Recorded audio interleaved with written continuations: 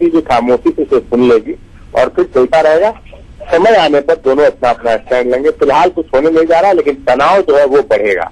जी चलिए, तो कुल मिलाकर राजनीतिक मौसम कैसा रहेगा उसकी भविष्यवाणी तो आपने कर दी कि कम से कम प्रदेश स्तर पर ऐसा कुछ देखने को नहीं मिल सकता। कुछ समय अभी इसमें लगेगा, गठबंधन कहीं टूटने नहीं जा रहा है। लेकिन अगर ऐसा होता है, कल के बाद जो माहौल है वो थोड़ा और बिगड़ जाता है दोनों पार्टियों के बीच में, तो अगर हम कांग्रेस की यहाँ बात कर ले, कांग्रेस के तो दोनों हाथों में लड्डू हो जाएंगे ऐसी स्थिति में, क्योंकि वो लगातार चाहता है कि गठबंधन टूटे। दोनों ही पार्टियों को नुकसान होगा, जेडीयू को भी नुकसान होगा, बीजेपी को भी नुकसान होगा। कांग्रेस इसमें कहीं न कहीं अपना फायदा खोज रही है। जेडीयू को अपनी तरफ मिलाने की कोशिश पहले काफी लंबे समय से कांग्रेस करती रही है, वो तो काफी खुश रहेगी। जी, कांग्रेस में खुशी हुई, लेकिन नीतीश कुमार इतनी आसानी से कांग्रेस के पाले में भी नहीं जाएंगे और उनको उतना आसानी से कांग्रेस के पाले में चला जाना, क्योंकि वो जानते हैं कांग्रेस के साथ जाने का परिणाम क्या होगा, उसके नतीजे क्या होंगे। नीतीश कुमार सच्चे खिलाड़ी नहीं है सियासत के, इसलिए सीधे तौर पर यह कह देना कि वो कांग्रेस के पाले में जा गिरेंगे, ये भी थोड़ा सा मुश्किल है कहना अभी। क्योंकि हम बार बार कह रहे हैं कि अभी गठबंधन टूटने में अभी समय है। अभी फिलहाल कुछ नहीं होने जा रहा है, गठबंधन अभी फिलहाल चलेगा। कुछ दिन बाद जब लोकसभा चुनाव जैसे नजदीक आता जाएगा, तलखी भी पड़ेगी और फिर आगे तो नीतीश कुमार खुद कह चुके हैं कि आगे क्या होगा, भविष्य में क्या होगा, ये कोई नहीं जानता है। ये तो भविष्य, आने वाला भविष्य बताता है कि क्या होगा। सियासत में कभी किसी भी समय कुछ भी हो सकता है, तो इंतजार कुछ समय का हमें भी करना चाहिए कि आगे आगे होता है क्या, ये खेल तमाशा सियासत का, इसमें आगे बहुत कुछ होना भी बाकी है। जी चलिए, बहुत बहुत शुक्रिया प्रबोध तमाम जानकारी के लिए। तो ब्यूरो चीफ हमारे साथ जुड़े हुए थे कुमार प्रबोध, जिनका कहना था कि थोड़ा इंतजार करना पड़ेगा कि आगे क्या कुछ होने वाला है। अगर प्रदेश स्तर पर बीजेपी और जेडीयू के गठबंधन की हम बात कर रहे हैं, तो ये गठबंधन अभी हाल फिलहाल टूटता हुआ नहीं दिख रहा है। हालांकि रिश्तों में कड़वाहट पहले भी कई बार देखने को मिली, एक बार फिर से देखने को मिल रही है। कल नई दिल्ली में जो महत्वपूर्ण बैठक जेडीयू की होने वाली है, नीतीश का जो स्टैंड है नरेंद्र मोदी को लेकर, वो सार्वजनिक मंच से ऑब्जेक्ट जाहिर करने की कोशिश जेडीयू करती हुई कल दिख सकती है। और इस वक्त हमारे साथ फोन लाइन पर जुड़ चुके हैं रामकृपाल यादव जी। रामकृपाल जी, ये जो जेडीयू और बीजेपी के बीच जो रिश्ता है, एक बार फिर से कड़वाहट इसमें घुलती हुई दिख रही है, क्या कुछ कहना चाहेंगे इस बारे में आप?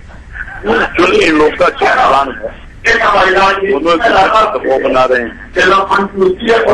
मैंने कहा था कि प्राइम मिनिस्टर देखना चाहते हैं नरेंद्र मोदी क्लियर हो गए हैं। अब इसकी बैठक को लिए बैठक में जनता यदि वो अपने और मैंने समझा कि जदयू और भाजपा का जो संबंध है और भारतीय जनता पार्टी के मोदी रहे हैं, मोदी ने एनडीए की सरकार में रहते जो रामकृपाल जी, आपकी आवाज हम तक साफ तौर पर नहीं पहुंच पा रही थी, लेकिन जितना हम समझ पाए उसके मुताबिक राजद सांसद रामकृपाल यादव का यह कहना था कि उन्हें नहीं लगता है गठबंधन कहीं टूटने वाला है। हालांकि उन्होंने ये जरूर कहा कि कल जो महत्वपूर्ण बैठक जेडीयू की होने वाली है नई दिल्ली में, उसमें क्या कुछ जेडीयू की ओर से बोला जाएगा, ये देखने वाली बात होगी।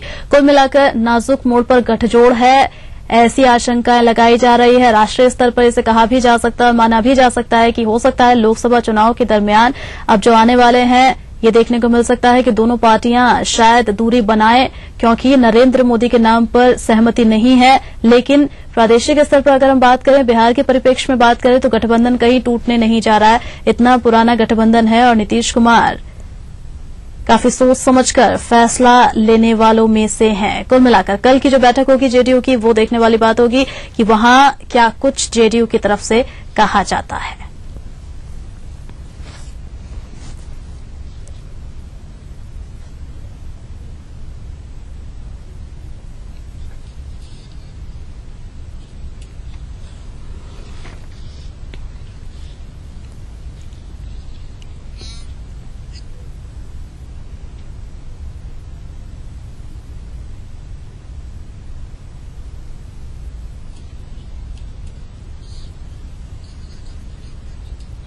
आगे बढ़ते हैं। झारखंड भाजपा में व्याप्त असंतोष को दूर करने के लिए पार्टी के कोर ग्रुप की बैठक आज दिल्ली में बुलाई गई है। इस बैठक में राष्ट्रीय अध्यक्ष राजनाथ सिंह के अलावा लोकसभा अध्यक्ष करिया मुंडा, सांसद यशवंत सिन्हा, प्रदेश अध्यक्ष रविन्द्र राय और पूर्व मुख्यमंत्री अर्जुन मुंडा समेत प्रदेश के अन्य नेता भाग लेंगे। पार्टी में चल रहे असंतोष को दूर करने के साथ साथ लोकसभा और विधानसभा चुनाव की तैयारियों पर भी चर्चा होगी।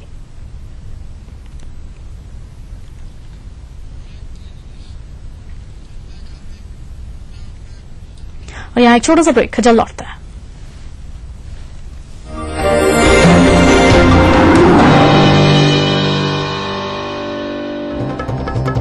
दुनिया की तमाम बड़ी खबरें, चाहे वो सियासत से जुड़ी हों या फिर अर्थव्यवस्था से, ग्लैमर की दुनिया हो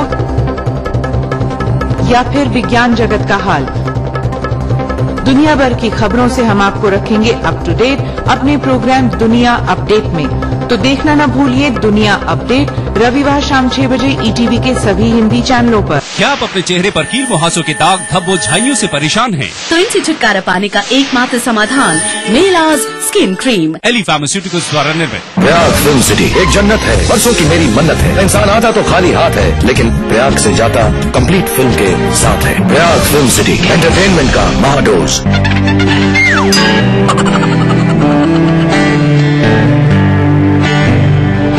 अब एक नया तरीका मच्छरों से सुरक्षा का, नया Mortein nature guard low smoke coil कुदरती गुणों के साथ। ये रखे मेरे परिवार को मच्छरों और धुएं से सुरक्षित। मॉर्टीन नेचर गार्ड, ख्याल आपके परिवार का।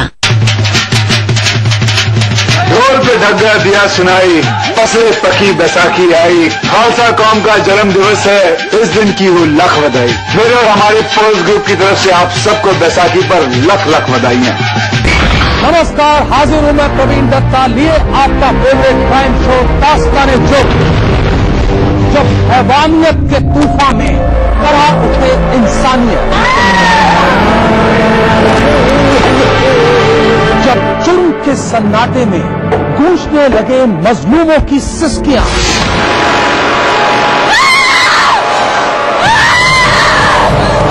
तब उस खामोश जुर्म को हम देते हैं मुकम्मल आवाज और करते हैं आपको बाखबर, ताकि आप न हो जाएं किसी की खौफनाक बदनीयत के शिकार। देखिए दास्तान-ए-जुर्म सोमवार से शुक्रवार रात 9:30 बजे ईटीवी के सभी हिंदी चैनल पर। इस न्यूज के सह प्रायोजक हैं NSIT beta Patna Bihar, welfare group of companies, आपकी सुरक्षा के लिए। Little wing school, Krishna Nagar, बूटी मोड़, Ranchi. Your dream comes true, NSIBM Jamshedpur.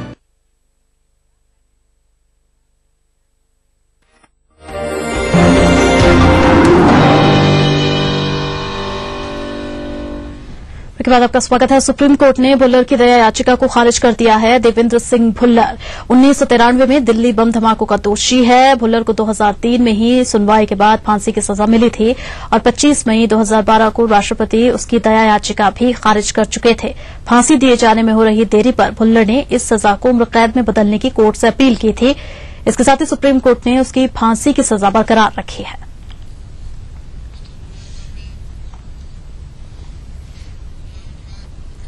इधर कांग्रेस प्रवक्ता राशिद अल्वी ने देवेंद्र पाल सिंह भुल्लर की दया याचिका खारिज होने पर कहा है कि कांग्रेस पार्टी अदालत के फैसले की इज्जत करती है। सुप्रीम कोर्ट का फैसला देश कबूल करेगा। अदालत के फैसले की इज्जत करते हैं, एहतराम करते हैं और सुप्रीम कोर्ट का जो भी फैसला है पूरा देश कबूल करेगा और हम कभी भी कानूनी मामलात में किसी तरीके का कोई इंटरवेंशन नहीं करते, कोई मदाखलत नहीं करते हम उसकी। इधर भाजपा प्रवक्ता बलबीर पुंछ ने भुल्लर की याचिका खारिज किए जाने का स्वागत किया है। उन्होंने कहा कि भारत माता के खिलाफ जो हथियार उठाते हैं उन्हें सजा के लिए भी तैयार रहना चाहिए। सर्वोच्च न्यायालय के निर्णय का सम्मान होना चाहिए और जो लोग भारत माता के खिलाफ शस्त्र उठाते हैं, प्रजातांत्रिक ढंग से चुनी हुई संवैधानिक सरकारों के खिलाफ विद्रोह की बात करते हैं, विदेशियों के इशारे पर काम करते हैं, उन लोगों को अपने किए की सजा भी लेने की। उधर एमएस बिट्टा ने भुल्लर की याचिका को खारिज किए जाने का स्वागत किया है। इसके साथ ही बिट्टा ने शीला दीक्षित सरकार पर भुल्लर को बचाने की कोशिश करने का आरोप लगाया। इसके साथ ही बिट्टा ने फांसी की सजा सुनाने वाले जजों की सुरक्षा की भी मांग की। आज के दिन कि सुप्रीम कोर्ट का फैसला ऐसा आएगा, जिस तरीके से शीला डिस्ट्रिक्ट सरकार ने भुल्लर को मेंटल करार दिया, खुले खुल करके मदद की।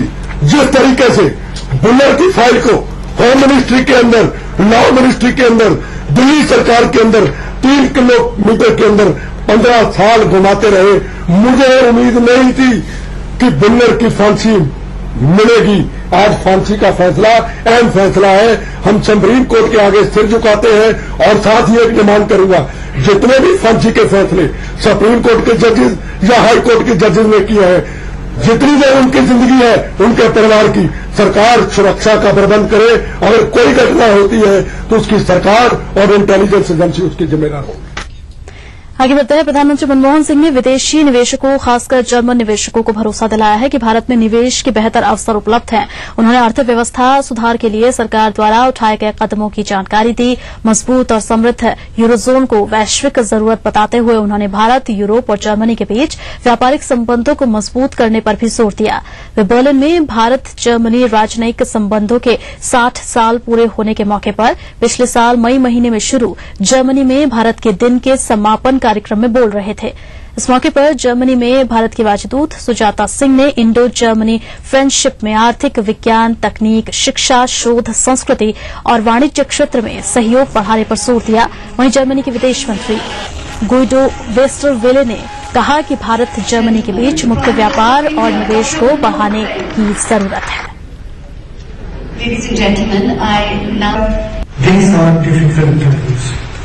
Not just for Europe, but for the entire world. The trials of the global economy have led to repercussions in India as well, and our economic growth has slowed down in the past 2 years. In response, our government has considered several measures to revive the engines of growth.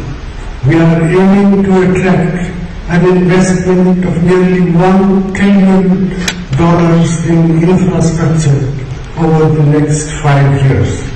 I hope German companies and companies. यहाँ एक छोटा सा break, जल्द लौटता है।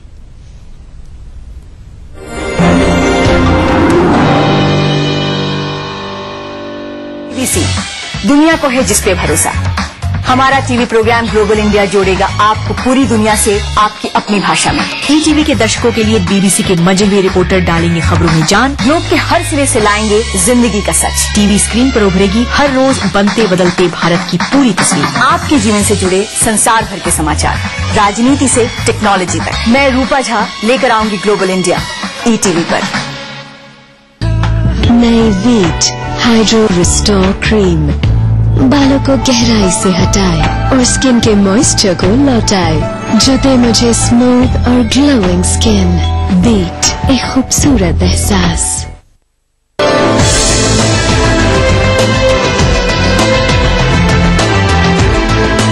एरल hospital and research institute शीघ्र ही आपकी सेवा।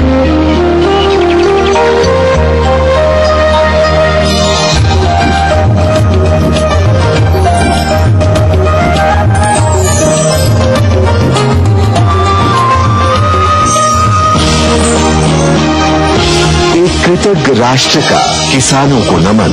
आवारा हूँ या गर्दिश में हूँ, आसमान का तारा हूँ। लेके पहला पहला प्यार भर के आंखों में खुमार, जादू नगरी से आया है कोई जादूगर। ये रातें, ये मौसम, नदी का किनारा, ये चंचल हवा। कहा दो दिलों ने कि मिलकर कभी हम न होंगे जुदा। भूले बिसरे की देखना ना भूले। गोर गोर गोमती ईश्वर पूजे पार्वती। लो आ गया खास श्रृंगार और प्रीत का पर्व गणगौर।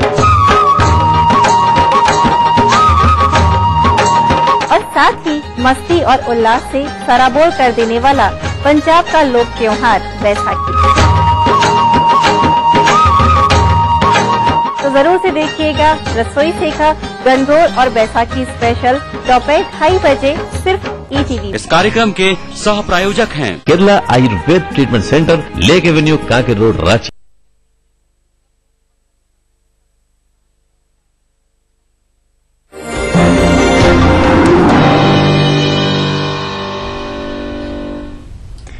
ब्रेक के बाद आपका स्वागत है। एक बार फिर से बात करते हैं बीजेपी और जेडीयू के बीच चल रही सियासी खींचतान की। तो एक बार फिर से जो रिश्ते हैं बीजेपी और जेडीयू के बीच ये तल्ख होते हुए दिख रहे हैं। केसी त्यागी ने धमकी दी है और इसके बाद सीपी ठाकुर ने पलटवार भी इस पूरे मामले पर कर दिया है और ये कहा है कि जदयू को जनभावनाओं की कद्र करनी चाहिए। कल महत्वपूर्ण बैठक जेडीयू की होने वाली है नई दिल्ली में। जेडीयू की कार्यकारिणी की और परिषद की बैठक है जिसमें जेडीयू का आगे क्या स्टैंड होगा इस बात पर मुहर लग जाएगी।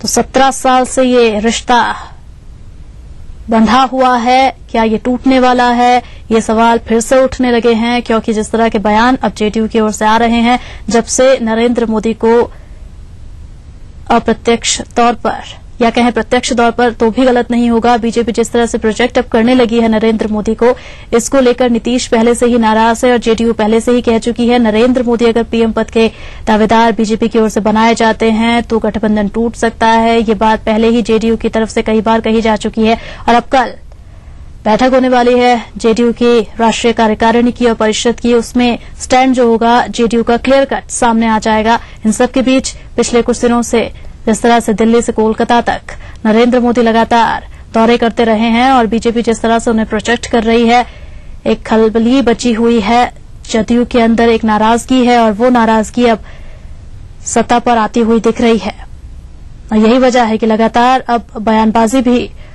शुरू हो चुकी है जेडीयू की तरफ से भी और पलटवार अब बीजेपी के द्वारा भी किया जा रहा है। बीजेपी कह चुकी है कि आम जनता की भावनाओं को जिस पार्टी ने दरकिनार आज तक किया है उसका अस्तित्व सिमट गया है, ये सीपी ठाकुर की तरफ से कहा गया।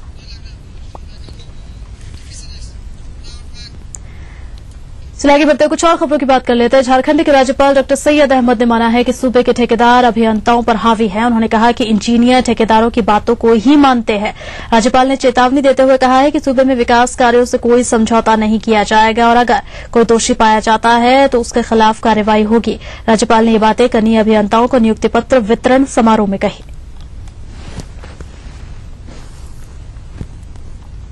जो जिनका ताल्लुक ऊपर है उन चीजों का इस्तेमाल नहीं करता हूँ। सड़कों पर कार से चल के और कारों के दोनों दरवाजे खोल के देखता हूँ और नहीं खुले रहते तो शफाफ रखता हूँ, उसके ऊपर काला नहीं रहता ताकि आजू बाजू देख सकूं कि वाकई काम हुआ कि नहीं। और मैंने देखा है कि काम वाकई कुछ नहीं हुआ है, बहुत कम हुआ है। सड़कें पहले सड़कों में गड्ढे होते थे और अब लगता है कि गड्ढों में सड़कें बनी हुई है कि आप अपने देश को अपना घर नहीं समझते और जब आप अपने देश को अपना घर नहीं समझेंगे तो ईमानदारी से काम नहीं। उन्होंने कहा कि अभियंताओं की भूमिका निर्माण में कितनी महत्वपूर्ण होती है हम सब जानते हैं, तो इसलिए जरूरी है कि आप जिस सरकारी सेवा में आए हैं उस सरकारी सेवा का मतलब केवल ये नहीं है कि आपको एम्प्लॉयमेंट मिल गया, बल्कि ये बहुत बड़ी अपॉर्चुनिटी है आपको राज्य की सेवा करने का जो मौका मिला है, तो ये बहुत बड़ी अपॉर्चुनिटी भगवान ने आपको दी है। इधर बिहार के मुख्यमंत्री नीतीश कुमार आज समस्तीपुर दौरे पर हैं। मुख्यमंत्री ने यहां सबसे पहले मोहद्दी नगर प्रखंड परिसर में सुभाष चंद्र बोस की प्रतिमा का अनावरण किया। इसके बाद नीतीश स्थानीय राम बहादुर सिंह कॉलेज में जनसभा को संबोधित करने पहुंचे। नीतीश कुमार विभूतिपुर के नरहन में डीबीकेएन कॉलेज में बीएड कोर्स का भी शुभारंभ करेंगे।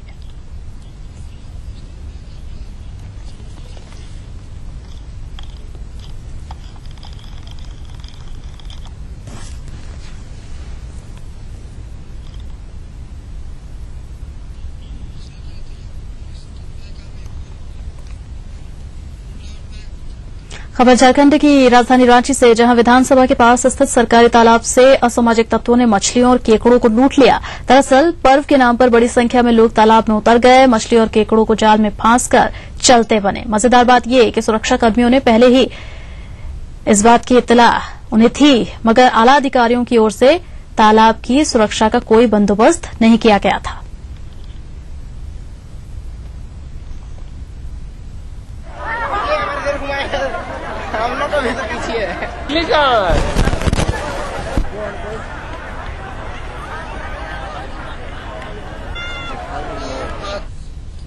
चलिए तो इस बुलेटिन में फिलहाल के लिए सिर्फ इतना ही। मुझे दीजिए इजाजत, चलते चलते देखिए तिरछी नजर। नमस्कार।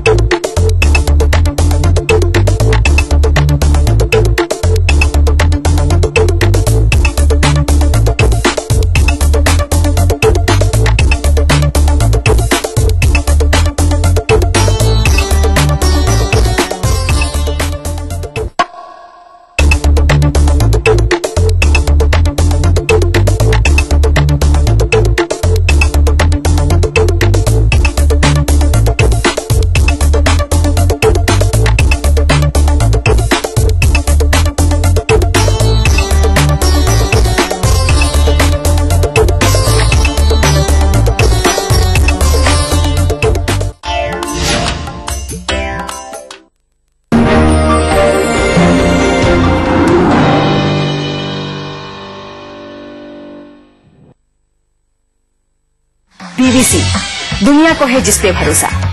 हमारा टीवी प्रोग्राम ग्लोबल इंडिया जोड़ेगा आपको पूरी दुनिया से आपकी अपनी भाषा में। ईटीवी के दर्शकों के लिए बीबीसी के मजे हुए रिपोर्टर डालेंगे खबरों में जान। ग्लोब के हर सिरे से लाएंगे जिंदगी का सच। टीवी स्क्रीन पर उभरेगी हर रोज बनते बदलते भारत की पूरी तस्वीर। आपके जीवन से जुड़े संसार भर के समाचार, राजनीति से टेक्नोलॉजी तक। मैं रूपा झा लेकर आऊंगी ग्लोबल इंडिया ईटीवी पर।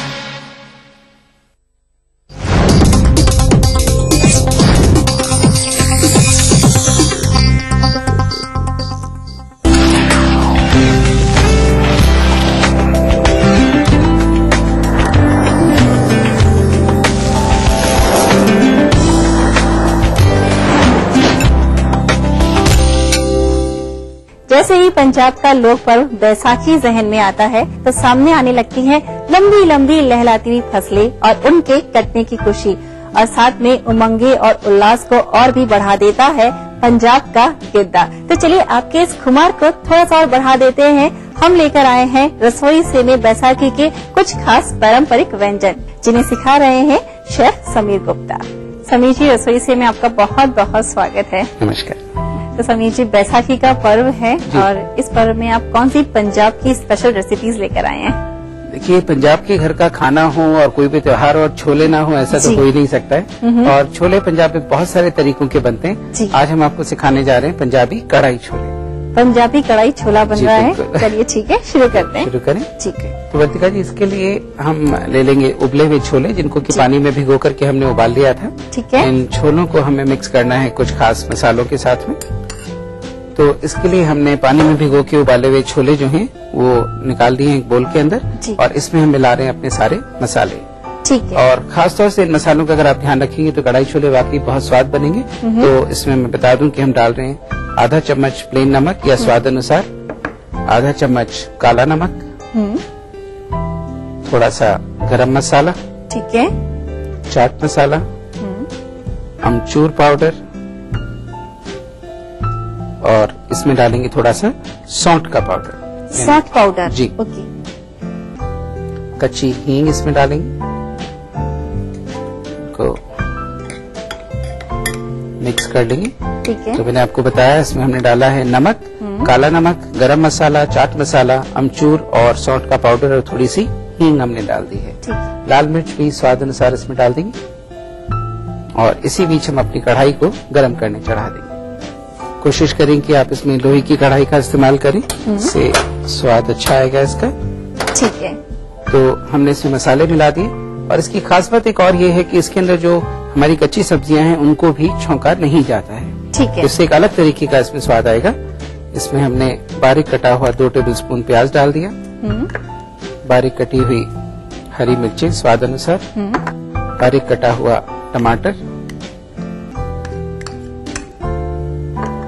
और थोड़ा सा इसमें सूखा पुदीना भी डाल देंगे। ठीक है। इन सारी चीजों को हम अच्छे से मिक्स कर लें। समझिए, बहुत ही डिफरेंट स्टाइल में आप छोले तैयार कर रहे हैं। जी बिल्कुल। और इस तरीके से ये जो थोड़ा सा इसमें कच्चा पक्कापन रहेगा, उसी की वजह से इन छोलों का जो स्वाद है वो बहुत ही फर्क तरीके का आएगा। अच्छा। ये सारे मसालों को हमने इसमें मिक्स कर लिया, जिसमें नमक, काला नमक, अमचूर पाउडर, सौंठ पाउडर, गरम मसाला, चाट मसाला, सूखा पुदीना, ये तमाम चीजें थी। थोड़ी सी कच्ची हींग हमने इसमें डाली थी, बारीक कटा हुआ अदरक, हरी मिर्ची और प्याज हमने इसके अंदर डाल दिया।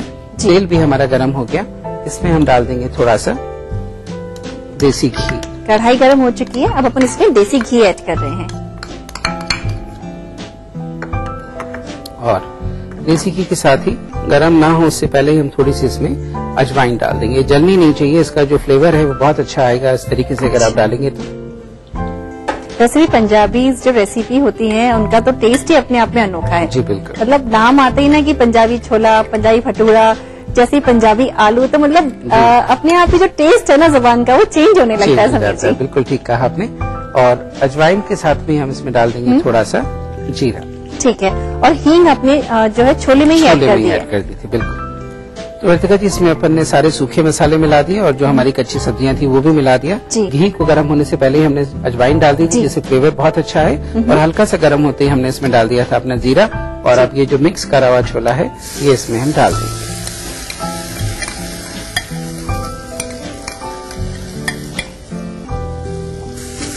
तो समी जी, इसमें अपने को कुछ और भी करना बाकी है या सिर्फ पकने का इंतजार करना है? इसके पकने का ही इंतजार करना है हमारे को। चलिए ठीक है। तो पकने में कितना समय लगेगा? बस करीब 3 से 4 मिनट में ये हमारे छोले पक जाएंगे। इसके अंदर मसाला इसमें अच्छे तरीके से मिक्स हो जाएगा। ठीक है। तो अपन इन्हें पकने देते हैं और यहाँ पर हम ले लेते हैं छोटा सा ब्रेक। तो रसोई से मना रहा है बैसाखी स्पेशल, जिसमें आपको सिखा रहे हैं पंजाब की कुछ खास स्पेशल रेसिपीज। तो जो छोले हैं वो भी पक रहे हैं, तब तक हम यहाँ लेते हैं छोटा सा ब्रेक और हाजिर होंगे इस ब्रेक के बाद।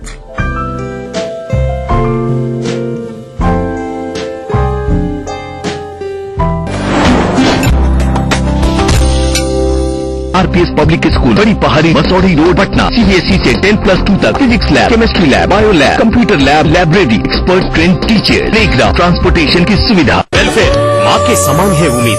वेलफेयर ग्रुप ऑफ कंपनीज आपकी सुरक्षा की। ढोल पे ढग्गा दिया सुनाई, फसलें पकी बैसाखी आई, खालसा कौम का जन्म दिवस है, इस दिन की हो लख बधाई। मेरे और हमारे फोर्स ग्रुप की तरफ से आप सबको बैसाखी पर लख लख बधाइयाँ। देखिए ईटीवी बिहार झारखंड सभी डीटीएच प्लेटफॉर्म पर।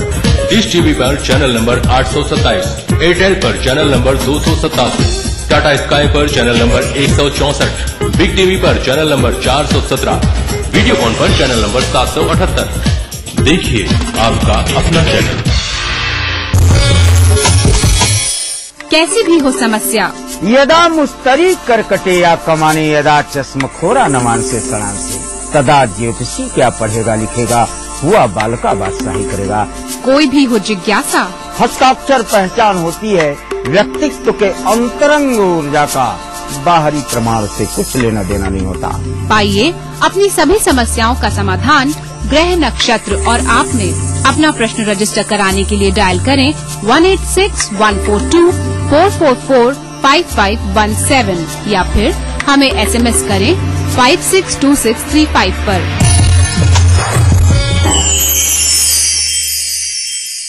अब लूट करेला हवा फ्रेश तो देखते रहा भैया जनता एक्सप्रेस।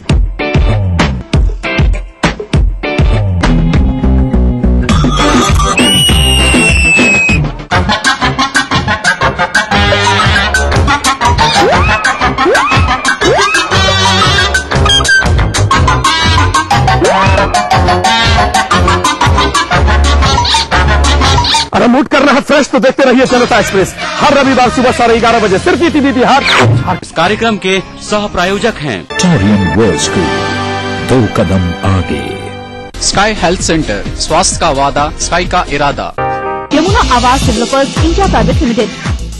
आवारा हूँ या गर्दिश में हूँ, आसमान का तारा हूँ, लेके पहला पहला प्यार भर के आंखों में कुमार, जादू नगरी से आया है कोई जादूगर।